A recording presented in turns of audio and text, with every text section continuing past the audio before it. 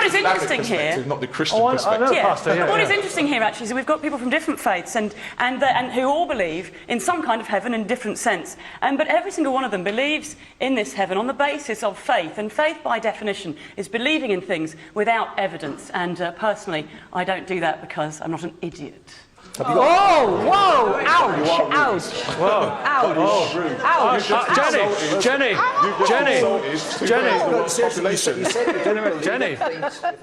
Sorry?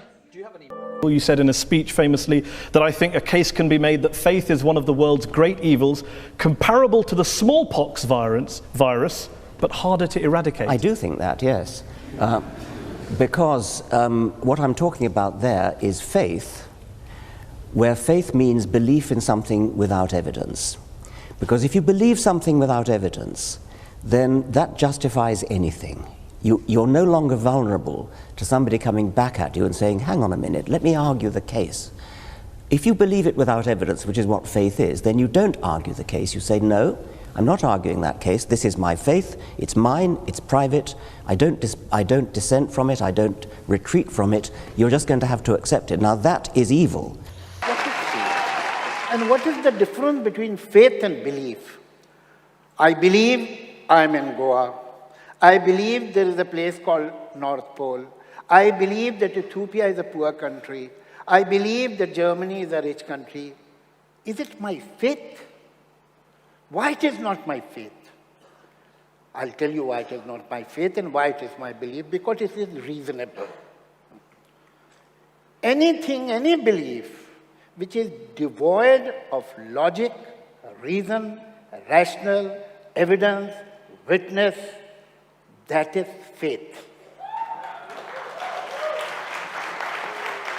Anything which is devoid of all the logic, all the reason, all the ration, all the witness, all the evidence, that is faith.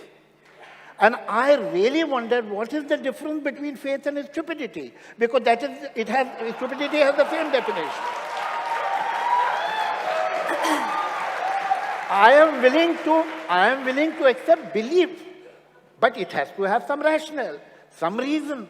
Javed Sahab, another function of faith is, in its refined form, not as religion, not as public religion, but as faith, can sometimes be the impulse for also the most noble of human endeavor, whether it's in art.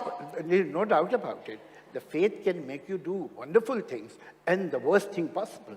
These suicide bombers are people of faith. If they would have been reasonable, they wouldn't have done that. But equally, Javed sir. So, faith is a blind path.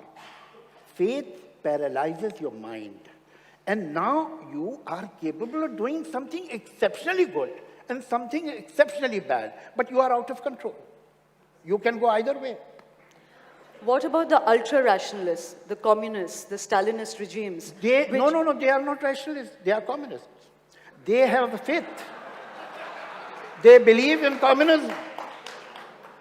I am not only against religion or spiritualism, which is the debris of religion. I am against faith.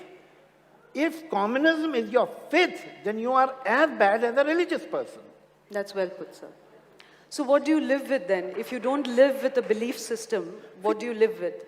You're talking of extremities, but how about common sense?